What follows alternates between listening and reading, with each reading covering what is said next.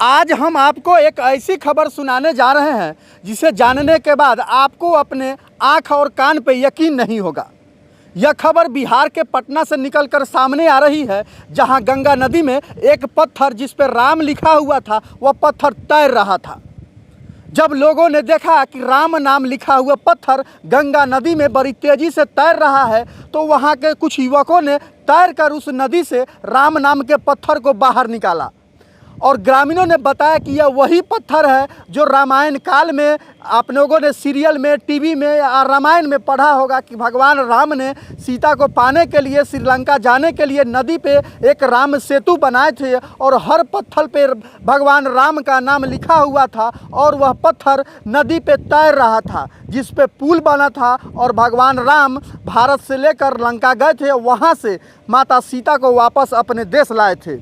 वही पत्थर पटना के गंगा नदी में राजा घाट के समीप नदी में तैर रहा था। लोगों ने जब देखा कि वह कैसा पुल है, वह कैसा पत्थर है जो पानी में तैर रहा है, तो लोग उसको तैर कर नदी से बाहर निकाले। वह काफ़ी हल्का लगा और हल्का लगा बाहर जब निकाले तो कुछ लोगों ने उसे तौलने की सलाह दी कि इस बड़ा सा पत्थर को तौला जाए कि इसका वज़न क्या है।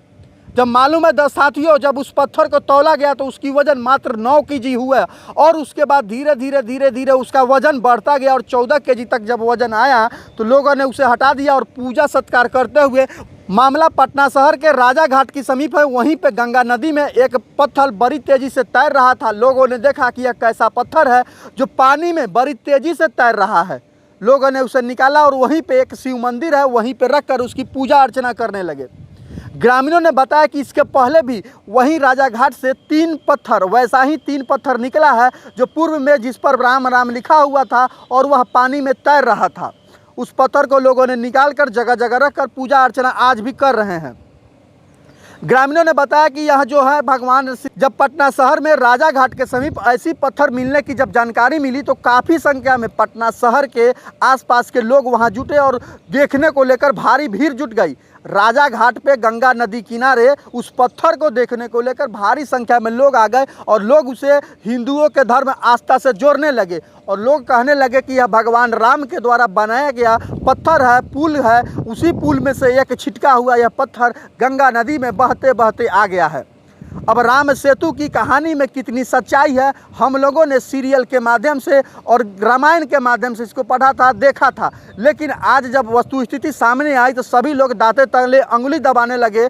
जो लोग रामायण काल को एक काल्पनिक कहानी बताते थे, जो लोग इसे मन गढ़ंत कहानी बताते, वे लोगों पर एक बड़ा सा तमाचा लगा है और वे लोग बोलने से कतरा रहे हैं कि अब हम क्या बोले। राम सेतु लिखा हुआ, राम लिखा हुआ एक बड़ा सा पत्थर जब पानी में तैरने लगे तो सभी लोगों की बोलती बंद हो गई। लोग उस पत्थर को निकालकर बगल में शिव मंदिर है वहीं पे रखकर पूजा अर्चना कर रहे हैं। हम आपको फुटेज दिखा रहे हैं, बैकग्राउंड में आप फुटेज देख सकते हैं किस तरह पत्थर नदी में है और लोग उससे पूजा अर्चना कर रहे हैं। अगर आप हमारे चैनल पर नए हैं तो चैनल को सब्सक्राइब करिए। लेकिन एक बात है, इस कहानी में कितनी सच्चाई है? क्या कोई पत्थर पानी में तैर सकता है? क्या रामायण काल में जो भगवान श्री राम ने पत्थर का पुल बनाया था, राम लिखा हुआ पत्थर जो पानी में तैरता था, वह आज वही जीवित है या कहानी सत्य है? आप लोग कमेंट बॉक्स में आइए और अपनी प्रतिक्रिया दीजिए। आप मुजफ्फरपुर फर्स्ट देख रहे थे, मैं हूं मुन्ना कुमार। मिलता है फिर अगले अपडेट में एक नए मामले के साथ।